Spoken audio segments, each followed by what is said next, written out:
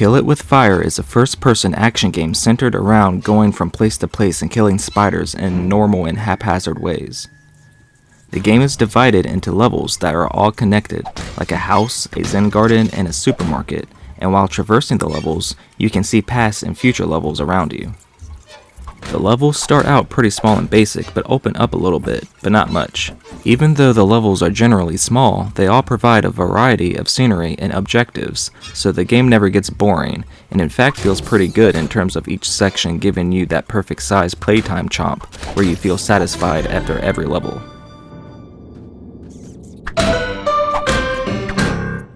It is sort of arcadey in the fact you are pretty much thrown into the situation with no story or background information. The further you get into the game, the more lore you might be able to pick up. You start off with a clipboard and are able to whack spiders with it. The spiders can crawl out from air vents, they could be hiding behind framed pictures, or even under a rock. You can pick up objects and rotate them, and sometimes if there is a spider on the object, they might jump out onto you for a quick and funny jump scare. Your main goal is killing spiders, and the more spiders you kill, the more areas in the level you unlock to explore. You can also unlock more objectives, which may lead you to a collectible, another objective, or a new weapon. There are a ton of weapons in the game to unlock, and some are almost so worthless or jokey that you will never use them. You can splatter spiders with frying pans, or fry them with hairspray and a lighter. You can lure them out with some cheese puffs and blast them with a shotgun. There is definitely no way to get bored when playing Kill It With Fire. There is a challenge gauntlet in every level where there is a set rule you have to follow while killing spiders. A couple of these can be challenging, but using your equipment wisely gets the job done.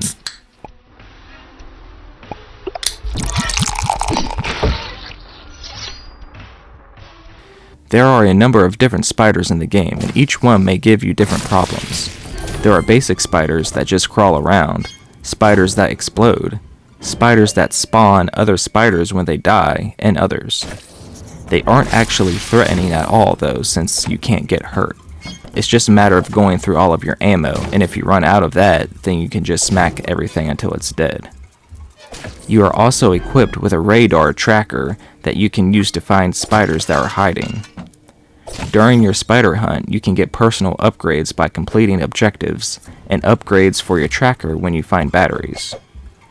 Upgrades can be pretty useful, like one giving you the ability to run, but some of them are pretty pointless, like one for your tracker that lets you see what specific type of spider is around you.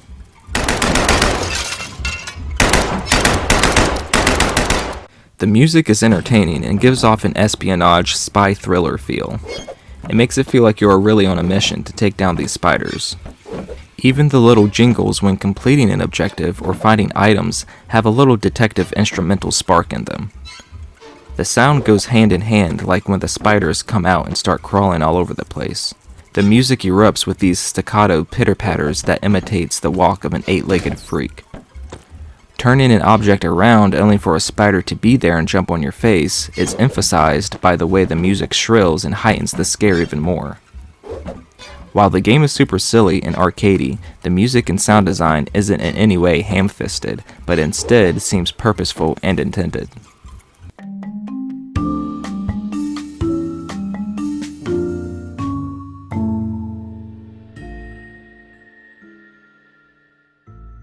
I did run into some performance issues while playing this on the Switch.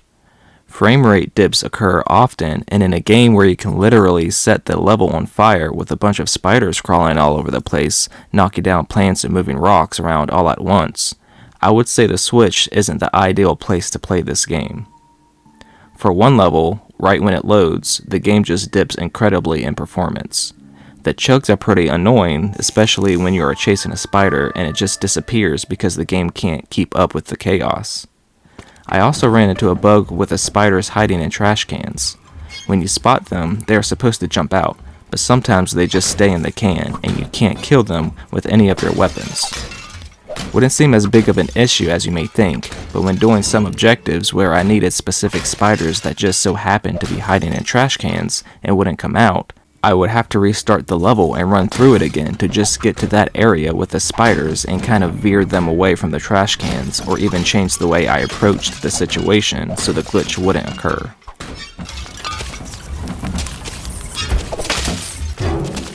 DLC for the game came out soon after I finished the game on the Switch. Playing the game on my PS5 to see the new content was a lot more enjoyable since the slowdown I witnessed on the Switch hardly ever occurred. The DLC offers a lot of new things too, like weapons, objectives, and areas, adding more replay value to your spider squishing extravaganza.